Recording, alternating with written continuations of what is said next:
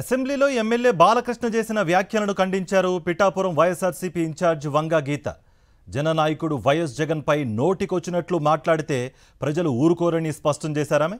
పవిత్రమైన అసెంబ్లీలో బాలకృష్ణ అలా మాట్లాడడం సరికాదని వెంటనే క్షమాపణలు చెప్పాలని డిమాండ్ చేశారు వంగ గీత. బాలకృష్ణ గారి వ్యాఖ్యల్ని తీవ్రంగా ఖండిస్తున్నాను నేను. ఏదైతే రికార్డుల్లో చూసాం కామినేని శ్రీనివాస్ గారు కానీ బాలకృష్ణ గారు కానీ ఆ మాట్లాడిన విధానం, అసెంబ్లీలో మాట్లాడేటప్పుడు అంత బాధ్యతారహితంగా మాట్లాడడం అనేది అసలు కరెక్ట్ కాదు. అది సభని అగౌరవపరిచినట్టు. అలాగే జగన్ గారి గురించి చూసినప్పుడు నిజమే, ఆయనకి ప్రజలంటే పిచ్చి అభిమానం, ప్రజలు బాగుండాలనే అభిమానం అది. అంతేగాని రాజకీయంగా వ్యక్తులను విమర్శించడానికి చాలా విషయాలు ఉంటాయి.